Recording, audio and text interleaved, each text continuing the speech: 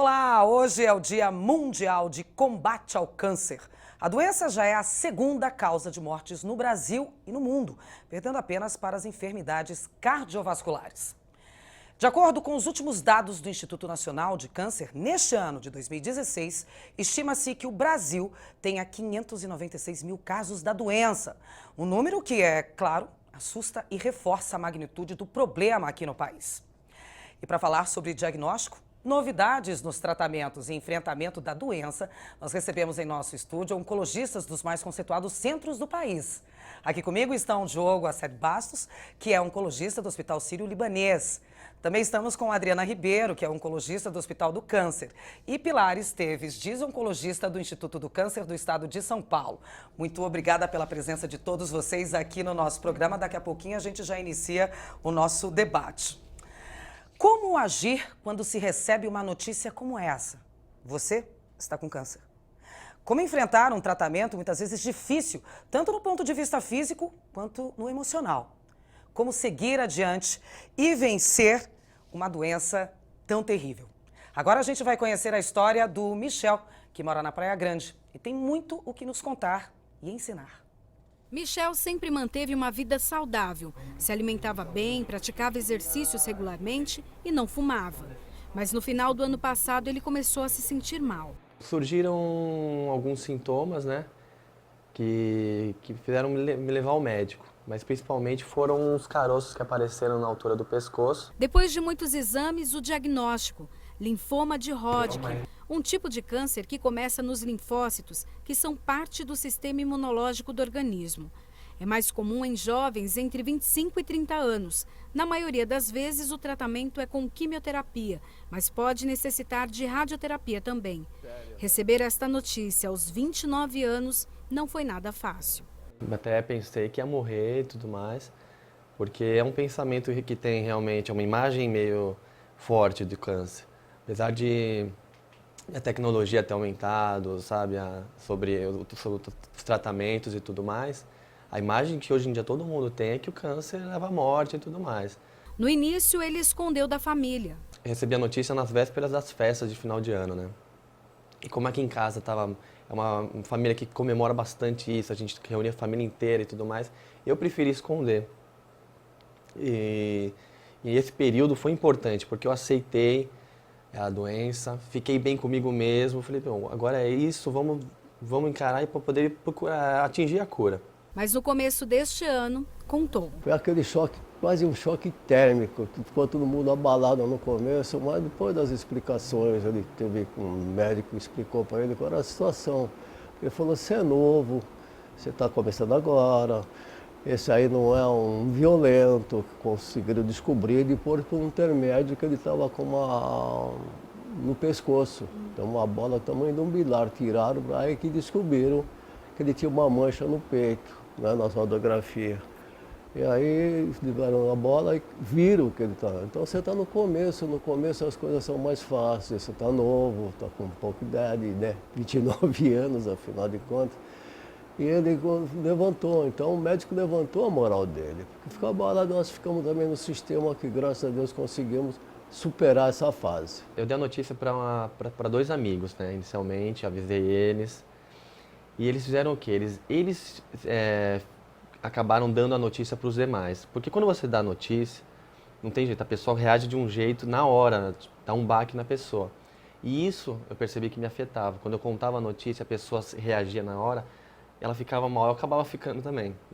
Então eles fizeram isso, de contar para o resto dos meus amigos, eles acabaram recebendo de cada um do seu jeito, ou chorando, não sei o quê. Mas quando eles vieram, realmente eu encontrei com eles, estava tudo bem. Então eles conseguiram já aceitar também e me tratar de uma forma que eu pudesse não ser afetado por isso. O tratamento de Michel tem previsão de 6 meses, com 15 sessões de quimioterapia. Quando começou o tratamento, né, os médicos avisaram que eu ia tomar uma quimio que iria cair o cabelo. Já tinham me avisado. Seu cabelo vai cair, você vai tomar tal quimio. Eu falei, tá bom.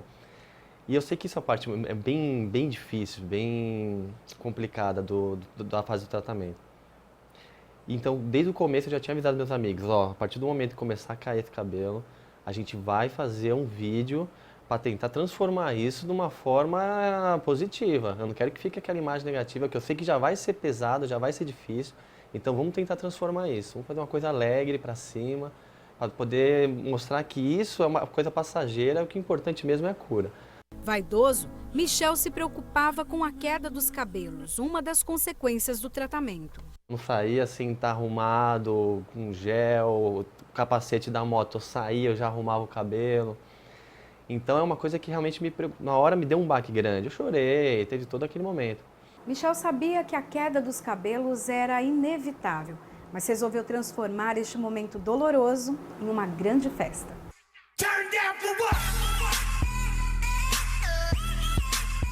O grupo, formado por mais de 20 amigos da época da faculdade, dão total apoio a Michel.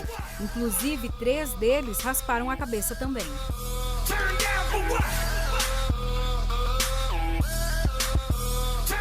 A reação de Michel à doença tem ajudado muita gente. Isso é o que tem me ajudado bastante a manter também a força. Porque saber que eu estou ajudando, que a forma com que eu estou levando realmente ajuda outras pessoas, isso me dá uma força para continuar indo pelo caminho que eu escolhi, não tem nem palavras. A cura já é certa, né? Para mim, isso aí não tenho nenhuma dúvida. Ela vem agora depois de algum processo que eu tenho que passar por tudo mais, mas agora é só aguardar mesmo o final do tratamento que vai dar tudo certo para mim. Olha, toda a sorte do mundo para você, família, pais, amigos. A ideia eu achei incrível. Michel, boa sorte aí. A gente deseja uma cura rápida e para sempre, né? Vou voltar aqui para os nossos convidados, que eu apresentei no início do programa. Todos oncologistas, todos doutores, todos que convivem com esse nome, câncer, no dia a dia do trabalho. Vou começar com o doutor Diogo. Essa história do Michel é uma história que o senhor vê sempre, né? Sim, então, infelizmente nem todas as pessoas se comportam como ele, né? Toda vez que nós temos um obstáculo a enfrentar, como o câncer, que talvez seja um dos maiores obstáculos que alguém vai enfrentar na vida, se infelizmente tiver esse diagnóstico, a forma com que a gente enfrenta o problema vai ser determinante em toda etapa, né, em todas as etapas do diagnóstico, dos exames, do tratamento, e pode inclusive influenciar o resultado. Pode mesmo. Então é fundamental... Positivamente ou negativamente. Ou negativamente. E sempre lembrar que o câncer, na verdade, é um grupo de doenças que são muito diferentes entre elas. Era o que eu ia perguntar. Acho que a gente não pode começar essa discussão sem antes explicar para quem está em casa o que é o câncer. É uma mutação na célula? É uma doença que só se espera na velhice? Bom, então o câncer... Vocês podem me ajudar também, tá, doutores? Aqui ajudar o doutor Diogo a responder. Bom, então o câncer, na verdade, ocorre quando uma célula no corpo sofre uma alteração, né? Ela fica desregulada, descontrolada e começa a se multiplicar sem controle. E o sistema imunológico do organismo não consegue detectar essa célula, ela escapa do controle do sistema imunológico e cresce e pode se espalhar localmente ou espalhar pelo corpo.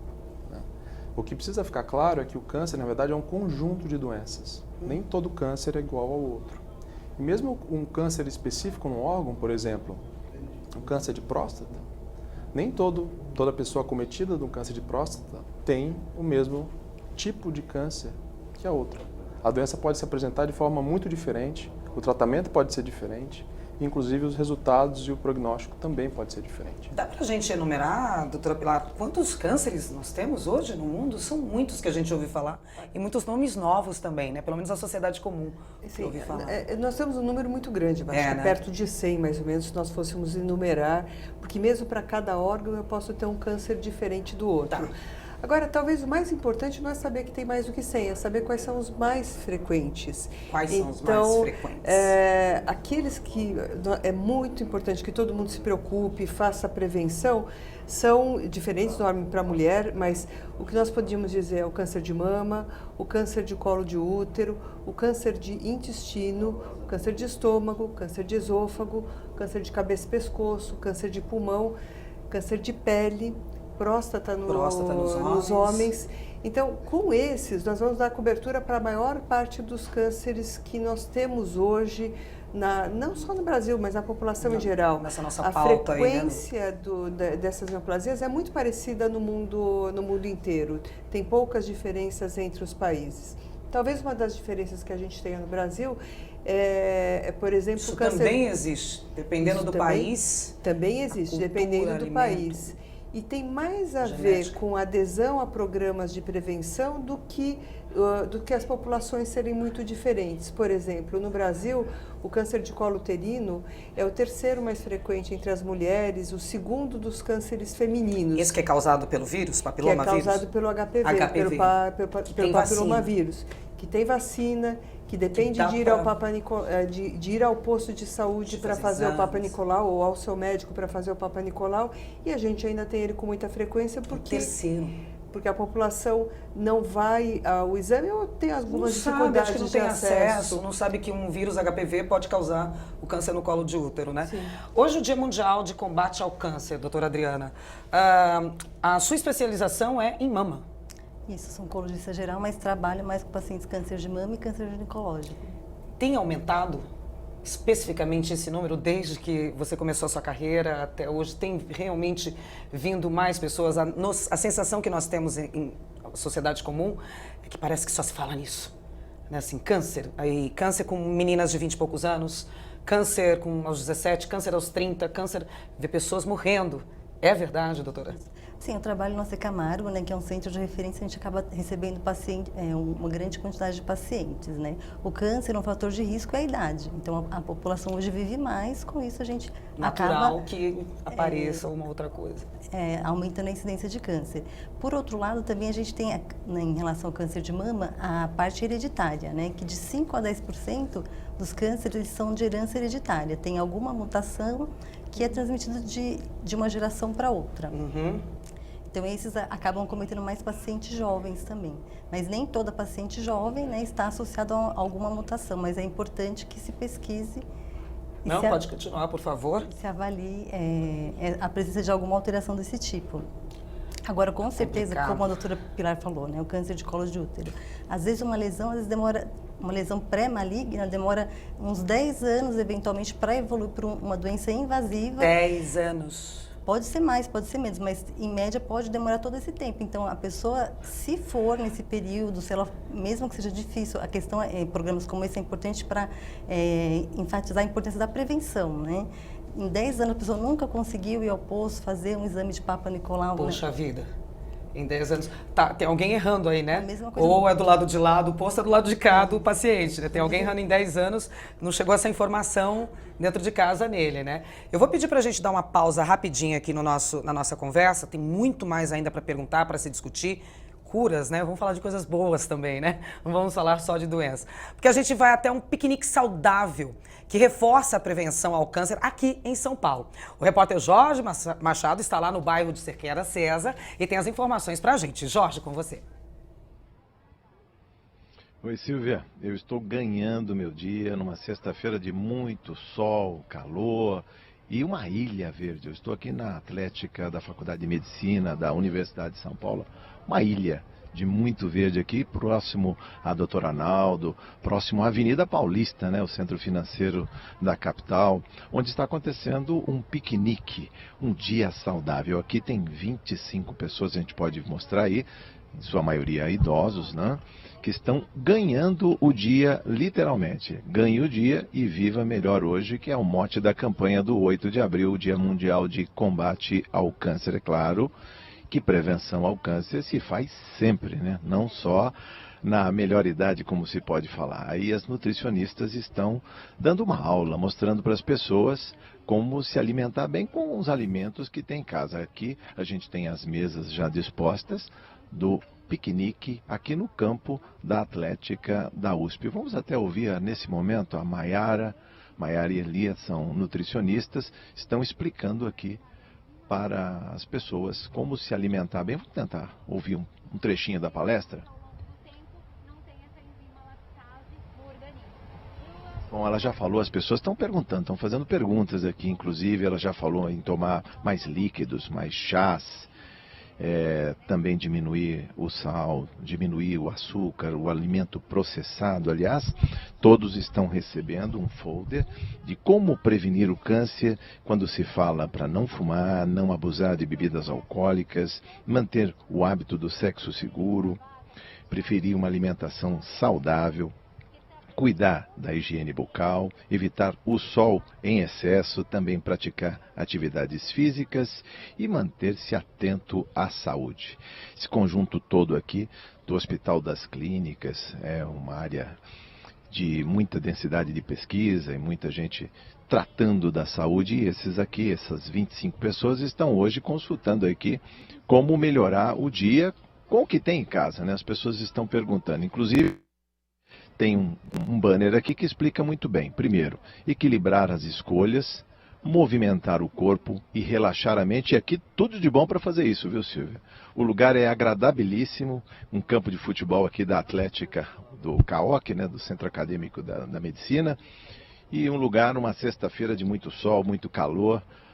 E a gente vê também fora daqui, claro, dentro desse grande clube, né, atividade física, mas hoje o piquenique do Dia Mundial de Combate ao Câncer, o Ganhe o Dia e Viva Melhor Hoje, como está escrito aqui. Silvia, é com você. Super obrigada, Jorge, pelas suas informações. Olha, é tão interessante a gente perceber, ver, saber que do lado da Avenida Paulista, que é o centro caótico de São Paulo, onde a alimentação ruim está lá, o estresse está lá, o cigarro está lá, a bebida alcoólica está lá também à noite, na saída das faculdades, do trabalho. Do lado tem esse oásis de dentro de uma faculdade de medicina, uma das maiores, né, do Brasil, quiçá da América do Sul, onde nossos doutores, vocês passaram todos por lá? Ou não? Não? Uma residência. Sim, né? O Diogo é super tímido, gente, mas ele fala, eu juro que ele fala. E eu não posso deixar de ir para você, doutora Pilar, que saiu de lá, desse evento hoje do piquenique, para estar aqui com a gente ao vivo também, para ajudar a acrescentar mais informações. Esse piquenique, a gente está falando de comida saudável, hábitos saudáveis. Faz sentido? É isso mesmo? Faz. Acho que o mote dessa campanha é ganhe o seu dia e, na verdade, é ganhe o dia de hoje e todos os dias do ano.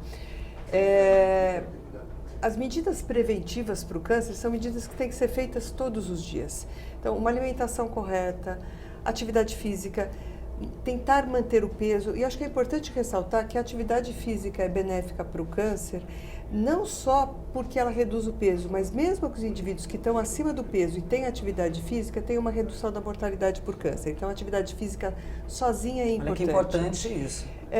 Na verdade, a gente tem que começar com esses hábitos, porque mudar de hábitos é muito difícil.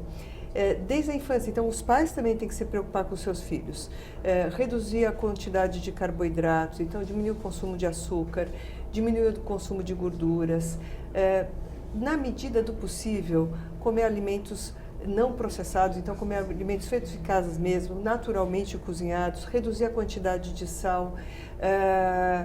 Essas medidas juntas devem trazer um adulto mais saudável e um adulto com menos câncer. Comer mais fibras, a gente tem uma sociedade no qual se come muito pouca fibra. Então, tudo isso junto são medidas que podem melhorar tanto a vida do paciente que já tem câncer, para reduzir a chance de ele voltar, quanto reduzir a incidência de câncer. Eu posso estar me passando aqui na cabeça, você está falando sobre esse cardápio aí vasto, mais fibras, menos açúcares, menos sal, aí está me passando pela cabeça. Comida do brasileiro o que é? Arroz e feijão, é a nossa base, uma proteína, uma carne, frango, carne de boi ou um peixinho, bem que tá caro, né? Bem caras essas comidas, e uma salada. Mas aí você chega, assim, todo mundo trabalha, todo mundo tem que trabalhar hoje, né? Dá pra gente contar nos dedos quem fica em casa, que hoje pra mim é luxo, né? Quem é dona de casa, né? Quem pode ficar em casa sem trabalhar. A gente tá falando aí para um grupo grande de pessoas que estão em casa já aposentados e que tem esses hábitos saudáveis, essas pessoas mais velhas. Mas os mais novos, e eu me enquadro nesses mais novos, a gente passa o dia trabalhando. E aí a gente chega em casa e quer descansar.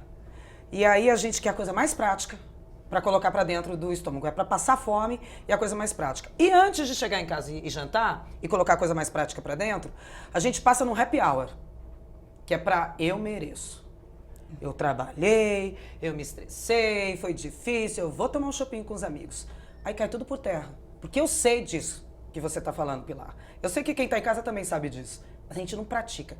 Qual é a dificuldade nossa de botar em prática? É o preço? É vontade? É de comer uma comida saudável? O arroz e o feijão que a gente comia quando era pequeno? Olha, eu acho que tem uma questão de hábito mesmo. Demora, Na né, verdade, quando você fala o arroz, feijão, uma proteína e uma salada, isso é uma dieta super equilibrada. E boa, mas ela né? não é charmosa, né? Verdade. Ela não tem esse apelo da comida sofisticada, Gourmet. elegante, gourmet. Então, os nossos pais comem com maior prazer e a gente acha que isso talvez seja muito simples. Então, eu acho que a gente tem que resgatar um pouco aquilo que é simples e para o dia a dia. Não tem nenhum problema, eventualmente, você sair da rotina e comer um pouco mais, mas bem. até nesses dias você tem que tomar cuidado. Se você toda semana comer uma quantidade come uma pizza inteira, toma um refrigerante inteiro, Facilmente toda semana, fazem isso. ao longo do ano, ao longo dos anos, Isso você vai ganhando volta. peso. O resultado porque volta. Ninguém ganha uma grande quantidade de peso em uma semana. Na verdade, é um hábito continuado que te leva a esse excesso. Então, a gente também merece cuidar bem do corpo. Eu também mereço, né? Começar a mudar esse também mereço pra gente, né? E tentar fazer, mesmo nas escolhas, nesse dia do happy hour, tentar fazer escolhas que sejam um pouco menos calóricas, um pouco menos gordurosas, para que a gente possa ter um pouco mais de equilíbrio. O problema é que o saboroso, o gorduroso, o salgado, o sal é o que dá o gosto pra comida, né? O que dá uma temperada ali na comida. E a gente, quando come fora de casa, a gente não sabe nem o que é colocado ali no tempero, né? Porque em casa eu sei que eu coloco alho e cebola. Mas na rua eu já não sei se é alho e cebola, se não é um pó de alho e cebola, se não é uma coisa mais química, né? Industrializada. Doutora, eu estava falando com você antes da gente chamar o Jorge Machado lá no link. Depois até, Mônica ou Giba, será que a gente consegue voltar lá no link? Que eu queria saber o que tem nesse piquenique de comida. Tô curiosa pra saber. Pode, né? Beleza, ela falou que é ok pra gente saber o que tem de comida aí nesse piquenique. Vou voltar aqui pra doutora Adriana. Falar que a comida influencia no surgimento, no aparecimento de alguns cânceres ou na potencialização dessa doença surgir, vale pra todos os cânceres? Ou pra alguns? Câncer de mama tem a ver com comida? Essa sim é uma pergunta frequente dos pacientes, né? Assim, por que eu tive câncer? O que aconteceu Pois é. comigo? Eu tinha uma vida saudável, praticava atividade física, não fumava, não bebia. Não tem na família? Não tenho na família, então não é tão simples, né? Como já foi colocado aqui, existem vários tipos de cânceres. O mecanismo, como o Diogo colocou, é um mecanismo complexo. O câncer, todo tipo de câncer é multifatorial. Então, uma pessoa que fuma, ela vai ter câncer de pulmão? Não sei. Pode ser que sim, pode ser que não. Mas se for aquele fator de risco, sabidamente associado com o aumento de risco de câncer de pulmão, está potencializando, com certeza. Mas não existe uma causa única, né? É multifatorial. Então, com certeza, uma alimentação que não é saudável contribui, aumenta o seu risco. Agora, não necessariamente... o risco de tudo, né? Sim, inclusive das doenças cardiovasculares. Exatamente. Né? Isso é a principal causa de morte no país. Principal causa de morte. Doutor Diogo, quantos anos o senhor tem? 35. Muito menino. Tem algum quadro de câncer? Já teve na família? Já, infelizmente. Sim. A minha avó teve uma leucemia mieloide crônica e, felizmente, ela teve acesso a medicações ativas contra a doença e teve um controle de doença bastante prolongado. E ela, você já era médico na época? Já era médico. Já era médico. E Tem um oncologista. entendimento diferente? Tem, inclusive... Eu acho que receber a notícia recebe de um jeito igual a todo mundo? Acho que é um pouco diferente. A grande questão é o que a gente estava conversando mais cedo, né? A forma com que você encara o diagnóstico. E mais importante é você buscar as informações referentes àquele diagnóstico. Porque lembrar que a palavra câncer não é uma sentença. A gente tem cânceres que importante que o Dr. Diogo está falando. Né? Então a gente tem doenças que são cânceres hoje que são muito curáveis. Então, por exemplo, o linfoma, que foi o caso apresentado do Michel, é uma doença que tem uma alta chance de cura. O linfoma, ele acontece onde? Onde é esse câncer? É um câncer do sistema linfático. No corpo inteiro? No corpo inteiro. Né? Que pode se apresentar em algumas áreas, mas pode se apresentar de forma disseminada. Outro exemplo é o câncer de testículo, que é um câncer que incide em homens jovens e é o tumor sólido mais curável que existe. Né? Então, é uma doença altamente curável e que os pacientes estão submetidos a tratamentos cirúrgicos ou quimioterápicos, mas que tem uma alta chance de sucesso. Então, lembrar que a palavra câncer não é uma sentença, né? E a gente tem que desmistificar esse conceito. Bom, vou fazer uma pausa então rapidinho aqui. Vou para a câmera do André, não, na câmera do Ale aqui. Vamos fazer uma pausa rapidinho, a gente vai tomar uma água. Eu vou ver se o Jorge está posicionado lá no link também, que eu quero saber que cardápio é esse. E daqui a pouco a gente volta com mais conversa aqui no estúdio sobre o câncer. A gente vai para o intervalo, mas a gente volta já já com mais Assembleia Debate. Não sai daí.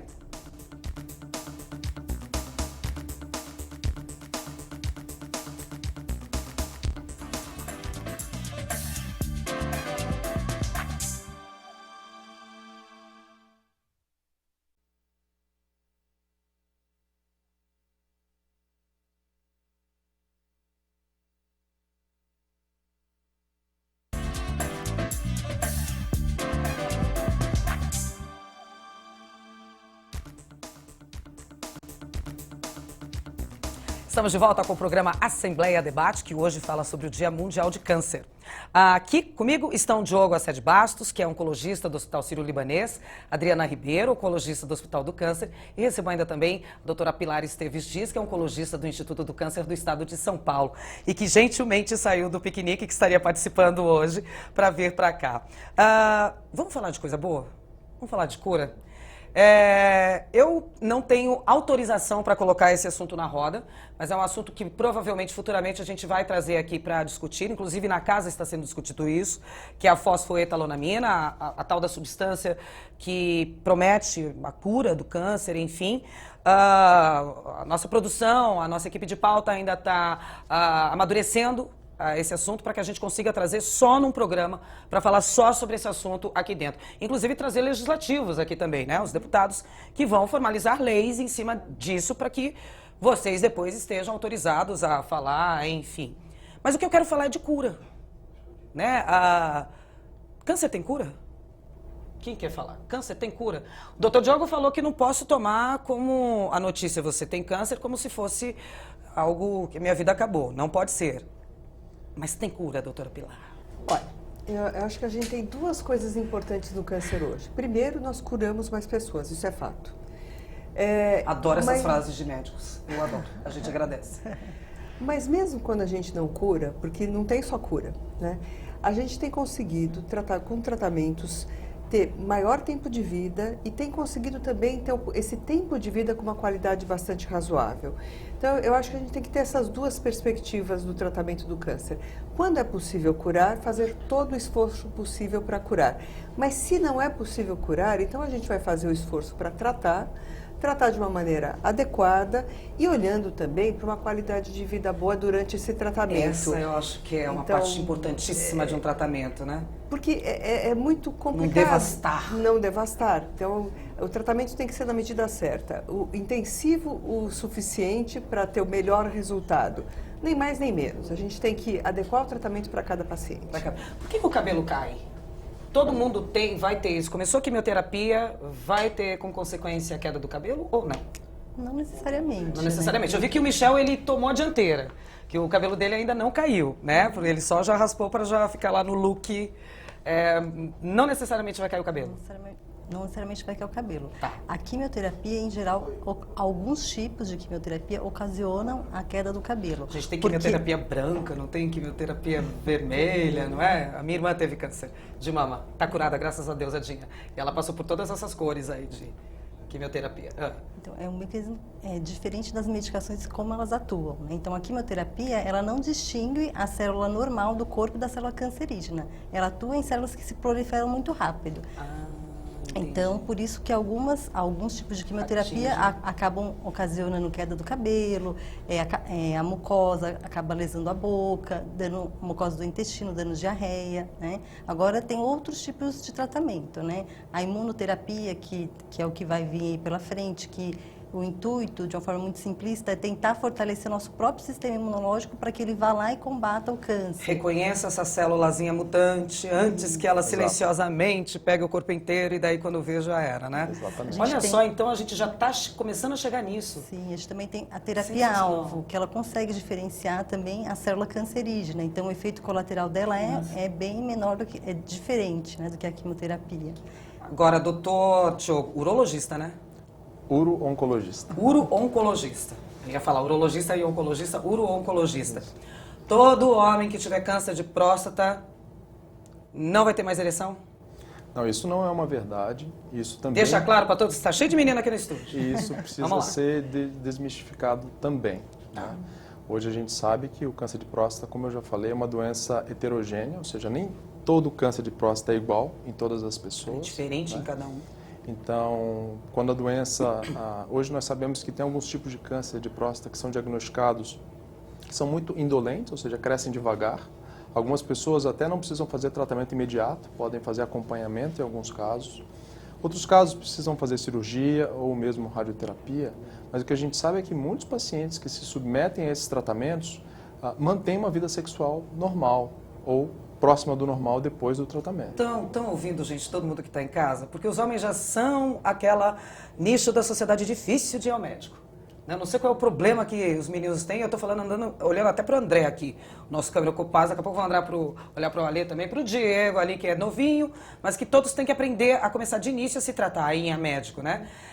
Então, nem todo câncer de próstata pode levar à falta de ereção. A pessoa continua na sua vida ativa, sexualmente. Exatamente, quer dizer... Desde que faça tudo direitinho e do início e antes. Cada caso é um caso. Né? Então, na verdade, a pessoa que recebe esse diagnóstico tem que conversar com o seu médico. E saber quais são as opções de tratamento e discutir os riscos dos efeitos colaterais e as chances de sucesso e as chances de cura. O meu pai, um cinegrafista que a galera conhece, teve câncer de próstata há 2 anos mais ou menos, mas o dele, acredito pela idade, ele tem já 84 anos, sempre foi um cara que foi ao médico a vida inteira, tem a saúde incrível, tem pressãozinha alta, diabetes, mas tudo da idade, que veio depois dos 70 e tantos anos de idade. Foi criado com banha de porco, que não era óleo de girassol ou de canola, tarará, mas está aí, super saudável. Fez o tratamento do câncer de próstata com radioterapia e hormônio. Através da rede pública, pelo IBCC, um grande instituto também, no nível de onde vocês, doutores, aqui trabalham, de uma excelência no atendimento, e está curado. Está aqui firme e forte para contar a história, para todo mundo ouvir e reproduzir. Então, alguns cânceres têm cura sim, e dependendo do momento, tem mais chance ainda de viver uma vida normal, né? Câncer de mama, depois que eu tive câncer de mama, eu posso amamentar se eu não fiz, obviamente, a mastectomia? Eu posso amamentar? Tive câncer de mama, me curei. Posso amamentar? Pode, não tem problema. Posso amamentar? Sim. Não tem problema. Pode. Olha as dúvidas que me vêm à cabeça. Pode. Olha as dúvidas que me vêm à cabeça. Se eu tive câncer de mama numa mama, eu posso ter na outra? Pode. Posso ter na outra. Inclusive, Ou não? Pode, inclusive o seu risco é maior do que a população geral, né? Porque você já teve um câncer. E quem tem silicone? O silicone não aumenta a chance de câncer. Mas não é um corpo estranho?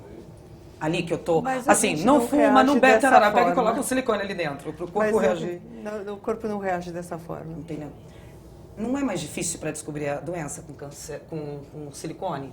Porque vocês, os médicos, sempre nos indicam fazer o exame de toque, que é no banho, você vai fazendo com os dedos, no mamilo, tarará. O silicone, ele tem um posicionamento para ficar antes, depois do músculo, não sei, né? Da frente ou antes do músculo. Ele não dá uma fakeada, uma falsificada ali no... Na verdade, o que faz o diagnóstico precoce do câncer de mama é o exame de imagem, não é o exame clínico. Então né? é a mamografia. O que tem é que as mulheres que colocaram silicone têm que continuar fazendo os seus exames preventivos normalmente. Mamografia, se tiver indicação de ultrassom, mamografia tem que fazer a mamografia. Não dá para escapar dela. Mamografia dói? A doutora Adriana fica me olhando e pensando assim. Ah, Silvia. Assim, depende, a mulher que ainda menstrua depende muito da fase do ciclo menstrual, né? Então, o ideal... Tá mais sensível. É mais sensível, exatamente, né? Mas, em geral, hoje em dia, não. E a sensibilidade individual de cada paciente A também, gente vai né? responder pela Mas doutora não é Adriana. nada Não que- dói, não dói, não dói. É super fácil, vai lá, faz, É mais desapega, incômodo, bate papo com a né? enfermeira. Ai, olha, eu acho mais incômodo a agulha. Sinceramente, acho mais incômodo a agulha ou fazer exame gástrico, que você tem que engolir um remédio lá. Eu acho isso daí muito pior, sinceramente, do que mamografia, que pra mim é completamente indolor. Mulherada, para de frescura, hein? E o benefício, Imagina. e o benefício que você tem não é... Né? O retorno que tem é impressionante. Por que São Paulo é o estado que mais tem câncer? Tem a ver com a nossa vida? Tem a ver com a tecnologia? Ou porque tem mais gente? Ou porque temos mais hospitais e mais pessoas informadas? Se você for olhar nos dados do INCA, a gente não tem mais câncer proporcionalmente. Tá, claro. Né? Devido Depende aos- do tipo. Por exemplo, câncer de mama é mais frequente no Rio Grande do Sul do que no estado de São Paulo. Então, tem algumas Ah, diferenças. vocês chegam nesses dados. Existem algumas Olha diferenças só. regionais. Então, alguns cânceres são mais frequentes no norte, menos no sudeste. Isso é variável. Qual é o daqui de São Paulo? Não tem como saber, ó, curioso. Continua, é mama, colo retal, pulmão. E esses que você colocou no início do programa. Isso, acho que. Então, mas nós somos o estado mais populoso. Então, em números absolutos, Também a gente tem tem a que ter ver. o maior número de casos mesmo, né? Porque às vezes a gente pensa que é aqui o problema, né? Você fala, não, às vezes é aqui que tem mais pessoas se fazendo exame. Sim. Né? Tem mais pessoas sabendo da doença, mais pessoas indo se tratar e sendo mais falado isso. Então a gente às vezes tem uma falsa sensação de que aqui é o problema. E não, né? Eu estou tentando tirar aqui a culpa das costas de São Paulo também, que a gente fala que é frenético. Mas Diga, a doutor. incidência, como você mesmo falou no começo do programa, câncer vem aumentando a incidência no mundo. Ponto. A estimativa da Organização Mundial de Saúde é que por volta de 2020 ele vai ser uma causa de morte, vai ser a primeira causa de morte maior do que as doenças cardiovasculares. E o Brasil também tem essa tendência. Então a gente vai falar cada vez mais em câncer mesmo e natural tem que que a se gente preparar use para isso. É natural que tenham natural. campanhas e tenham dias como esse É de conscientização necessário. para que a gente, programas como esse o nosso, Sim. que profissionais desse gabarito venham até aqui para poder falar para a população, sair do consultório, que tem gente que nem sabe o que é consultório, né? nem tem acesso a isso, para poder ter a fala de vocês aqui. Acho que o nosso link está chamando aqui, a gente vai voltar lá para o bairro de Cerqueira César, onde acontece um piquenique saudável. O repórter Jorge Machado está por lá e tem mais informações. Jorgíssimo. Está chegando ao final o piquenique do Ganhe o Dia aqui na Atlética da Universidade de São Paulo. As pessoas já receberam o kit, o lanchinho, pão integral, suco natural. As pessoas estão agora recebendo os lanches. Mas eu vou conversar aqui com a dona Joana Dark Nunes Abichabik. A dona Joana recebeu, mas só ficou com a fruta. Por quê? Eu queria que a senhora falasse sobre a palestra que foi dada aqui e a sua receita pessoal, né, de alimentação saudável. Tudo bem, vamos lá. Eu creio assim, para o nosso envelhecimento, nós devemos nos educar.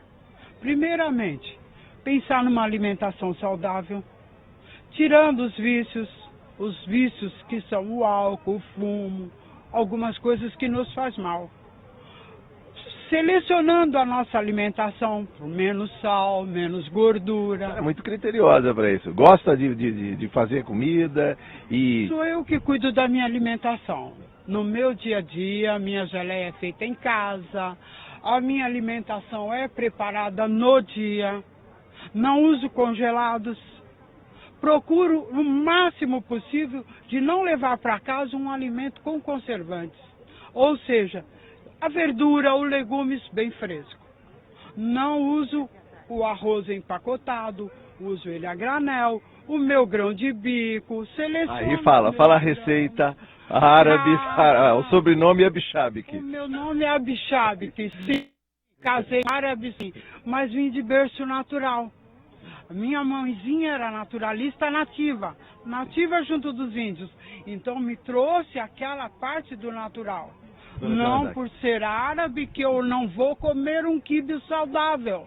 Eu faço o meu quibe e levo no forno. A senhora ouviu aqui atentamente as nutricionistas falando da questão do perigo, do risco do sal, do quanto se ingere de sal. A senhora tem abolido o sal? Veja, todos os nossos alimentos já contêm sódio na natureza. Não tem por que você ficar acrescentando. Porque o sal rosa faz bem. Vamos lá, vamos prestar atenção o quanto você está ingerindo no dia. Porque quando você começa a fazer o seu controle de água, de suco, de frutas, você vai ver que você não precisou desse sal. Parabéns, a senhora é persistente. Eu agradeço. Sucesso, dona Joana. Eu agradeço. Olha aí, Silvia, vida saudável, todo mundo ganhando um dia aqui. É com você. Olha, Jorge, muito obrigada pelas suas duas participações aqui com a dona Joana Dark. Que delícia de senhora aí. Arrasou aqui com os médicos, né? Falou tudo que vocês tinham falado, que ela resumiu. São de pessoas assim que vocês precisam. Sem dúvida. Para reverberar, multiplicar, fazer ir além, né? Você viu que... Troca o quibe, gente. Às vezes é uma coisa boba. Troca o quibe frito por quibe ao forno. É uma mudancinha desse tamaninho dentro de casa que dá certo, que você vai melhorar teu organismo, vai... No mínimo que você vai ganhar é ficar mais germa linda como ela e mais jovem, gente. Não sei nem se tá olhando doença lá no futuro, mas vai ficar uma germa linda e maravilhosa, que é tudo que a mulherada quer, né? Vamos falar de remédios que a gente tem para cura. Já falamos de que tem tratamentos. A gente hoje tem o quê? Radioterapia, hormônios, né? Cirurgia, quimioterapia, imunoterapia, Terapia-alvo. terapia-alvo, olha, 7 já possibilidades da gente, 7 caminhos para ir. De remédio, existe um remédio já milagroso? Que, vou falar, tô fazendo a posição da população, tá? Vocês não me batam depois. Já encontrou cura para tudo hoje. A gente já tem ovelha clonada, já tem isso, já tem aquilo, fala por telefone daqui com o Japão e não tem cura do câncer. Eu tô sendo bem sociedade. Na verdade, nós curamos uma grande parte dos pacientes Então diagnosticados tem com cura, câncer. sim, Então, pro câncer. essa é a questão. Infelizmente, nós não temos a cura para todos os cânceres. Até porque, como a gente já conversou, o câncer é uma doença muito heterogênea, né? E mesmo um câncer de um órgão específico, às vezes se manifesta de forma totalmente diferente nas pessoas que são diagnosticadas. Então, hoje nós temos inúmeras armas contra o câncer. A gente tenta utilizar essas armas da melhor forma, utilizando a melhor estratégia, e a gente tem tido cada vez mais sucesso, felizmente. Cada vez mais sucesso. Câncer de mama, a gente tem cura para alguns, tem não cura para outros. O que a mulherada pode esperar a partir de 2016? O câncer de mama está dentro dos outros tipos de câncer. O divisor de água é o diagnóstico na fase inicial, o rápido diagnóstico e iniciar o tratamento correto o mais precoce possível. Não é deixar 10 anos, então, gente. curar, assim, em estadio inicial, estadio 1, a maioria dos cânceres a gente tem de mais de 90% de cura. Agora, numa fase que a minoria dos cânceres já é diagnosticado numa fase que já tem metástase, né? Já mandou células do tumor para outros órgãos. Então, nesse cenário, né, a maioria dos tumores, a gente está num cenário, pelo conhecimento que a gente tem hoje, de uma doença incurável, que a gente consegue controlar, da qualidade de vida, mas, infelizmente, pelo conhecimento que a gente tem hoje, tem muitas pesquisas aí, sérias, no mundo inteiro, e a gente, com certeza, como médico, como oncologista, a gente torce para que isso seja uma realidade o mais próximo possível. Olha, uma coisa é certa, eu fico pensando aqui, 200 milhões de brasileiros aí, boa parte tem celular. A gente sabe que o celular é uma coisa, que um eletrônico que vendeu como ninguém. Tem gente que tem celular, não tem televisão em casa, né?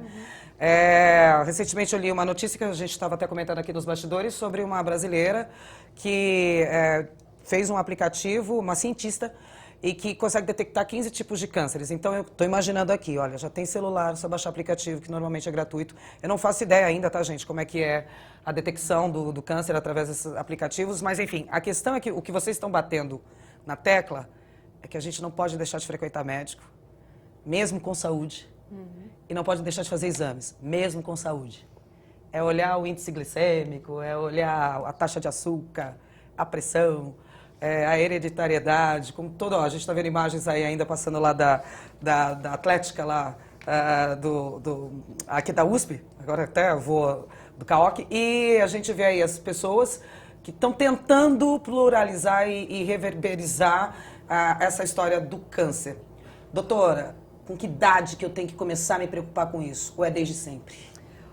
Medidas preventivas é desde sempre. Então, você precisa ensinar a criança a comer direito, a ter atividade física, a se proteger do sol, porque o sol é um dos principais cânceres que nós temos, é o câncer de pele. Então, a gente precisa... É uma toxina também, se a gente não souber... Se proteger do sol desde a infância, a não fumar, a beber quantidades moderadas de álcool. Então, isso são hábitos que é muito difícil mudar no adulto e que a diferença vai ser feita se você tiver desde a infância. Depois, as outras, eu acho que o adulto jovem tem poucos cânceres, mas ele precisa olhar para o seu corpo, né? Então, se tem algum linfonodo, se tem alguma coisa estranha, tocar, né? Precisa procurar o médico. Tanto as meninas quanto os meninos, o HPV é a principal causa de câncer é uma causa importante Colo de de câncer. útero. Tanto que De começa a colo de vacinação útero. com, Então, com 9 anos de idade, precisa- 10 anos de idade em alguns Então, lugares. precisa vacinar, as mães precisam levar as meninas para vacinar a partir dos 9 anos de idade, a campanha está aí, a vacina é pública, então ela precisa ser vacinada. E os jovens precisam fazer sexo seguro, isso é fundamental, precisam usar preservativo. Camisinha, gente, pelo amor de Deus. E a mulher adulta e o homem adulto precisam frequentar o médico e aderir aos exames de preventivos, Papa Nicolau, mamografia, a visita ao urologista. Então, na verdade, a gente precisa ter hábitos saudáveis e fazer diagnósticos precoces. É essa a questão para a população em geral.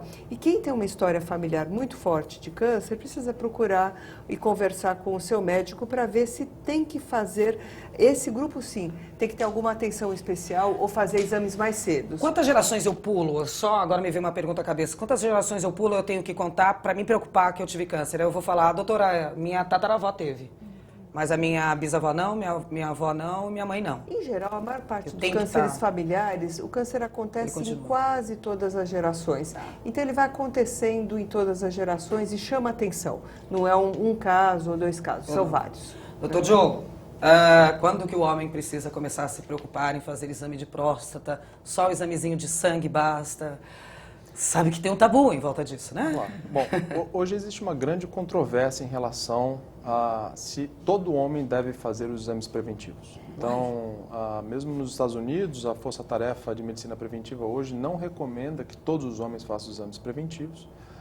O que se recomenda é que o homem converse com o seu médico a respeito dos prós e contras de se fazer o exame de toque de PSA. Então... É claro que se o homem tem uma história familiar muito importante, né, o pai teve um câncer de próstata, o avô teve um câncer de próstata, esse homem deve procurar conversar com o seu urologista e fazer os exames para tentar fazer um diagnóstico precoce. Mas o praxe que a gente usa hoje no país, o que o senhor está autorizado a falar, é o quê? A partir dos 50, a partir dos 40? A partir dos 50 anos, né, em especial na faixa etária entre os 50 e os 70 anos, é a faixa etária que a gente foca nesse tipo de estratégia. Tem mais incidência ali. De quanto em quanto tempo? Bom, isso também tem mudado, né? O que a gente recomenda é que o homem procure conversar com o seu médico pelo menos uma vez ao ano, né? É claro que... Isso que a gente está contando que o homem está indo ao médico, né? Mas vamos lá. É claro que isso pode mudar dependendo do resultado dos exames, né? E da história familiar, isso pode ser menos intenso. Tá. Mas hoje a gente procura individualizar o cuidado a cada paciente, né? E estabelecer o que ele deve realizar de forma individual.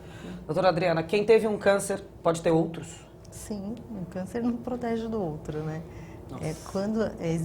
Quando ocorreu um câncer, alguma coisa falhou para que aquele câncer existisse.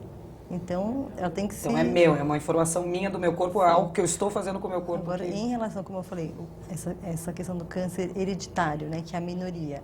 Uma pessoa que começa a ter vários tipos de câncer, não de metástase, câncer diferente. Teve um câncer de mama, um linfoma e um câncer de pulmão. Daí esse também é um grupo que tem que ir para uma pesquisa genética, para uma triagem de uma mutação hereditária. Tá? Pois é. Bom, estou indo para os minutinhos finais aqui do programa. Eu vou continuar aqui na Adriana para eu não quebrar o eixo da câmera. Suas palavras finais em relação hoje ao Dia Mundial do Combate ao Câncer. O que você tem para dizer para a nossa população, principalmente para as mulheres, né? A prevenção, como o Diogo falou, desmistificar. O câncer não é sinônimo de morte.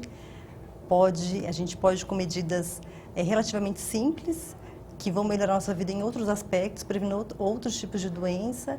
São exames que não, em relação à mulher especificamente, mesmo no sistema público, se ela insistir, não são exames que são inacessíveis, Papa Nicolau, mamografia, né, por mais difícil. São caríssimos, é uma coisa né? que Não é uma coisa absurda. durante um ano não é possível que uma pessoa que procura um serviço público não consiga acesso a um exame desse, Nós temos até o caminhão itinerante, né, que passa para fazer. E a mudança do estilo de vida, como já foi colocado, alimentação saudável, atividade física, evitar cigarros, bebidas. Eu acho importantíssimo. Eu sei que a gente, às vezes, parece estar repetitivo, mas acho que se não repete, não entra na cabeça, né? Tem que falar, para de fumar, para de tomar refrigerante, alimentação saudável, hábitos saudáveis.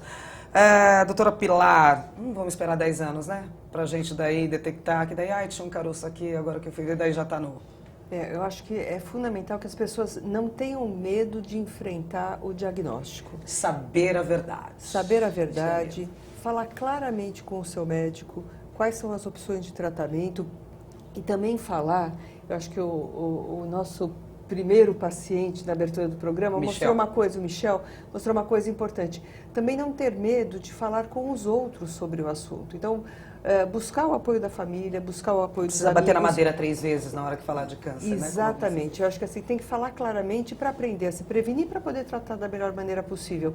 E não ter medo de falar com os outros, porque esse apoio dos amigos e da família também é muito importante para que emocionalmente você consiga ultrapassar essa fase. Porque é uma fase da vida. A vida vai continuar. Então a gente precisa ultrapassá-la da melhor maneira possível. Adoro essas frases, doutora Pilar. A senhora me dá uma segurança, vocês aqui conversando com a gente me dá uma segurança, assim, de que, tipo, tem solução, calma, vai dar certo. Não sei se tem solução assim, mas vai dar certo, calma. Vai por um período, talvez, por maior ou menor. Doutor Diogo, puxa a orelha dos homens, por favor. Bom, a minha mensagem é, as pessoas têm que se cuidar. As pessoas têm que ter uma vida saudável, se alimentar bem, praticar atividade física. Se tiver qualquer sintoma, tem que procurar assistência. Não tem que ter medo de ir ao médico e o médico descobrir alguma coisa. Não vai curar, né? Ter medo não cura, né? Exato. Fica então, quietinho. a pessoa sentiu alguma coisa, notou alguma coisa diferente, procure o médico, converse. Muitas vezes é algo que não tem nada a ver com câncer. Mas se for, eventualmente pode ser feito um diagnóstico precoce e essa pessoa tem uma maior chance de cura. Verdade. Lembrar, muitos cânceres são curados hoje com o que a gente já tem disponível, né? E a gente espera que no futuro mais e mais casos sejam curados com as novas tecnologias, os novos tratamentos. Eu vou deixar vocês uma saia justa antes de dar o tchau. O linfoma do Michel é um câncer curável? É um câncer curável. Yes, era só isso que eu queria saber. Bom, gente, muito obrigada aqui pela participação de vocês, portas abertas dessa casa. Espero que vocês voltem aqui mais vezes, porque esse assunto não é só dia 8 de abril, né? É um assunto que a gente tem que falar pelo resto do ano, todos os anos. Muito obrigada pela participação de vocês. O programa Assembleia Debate termina aqui, mas a semana que vem a gente está de volta, bem juntinho. Até lá, tchau.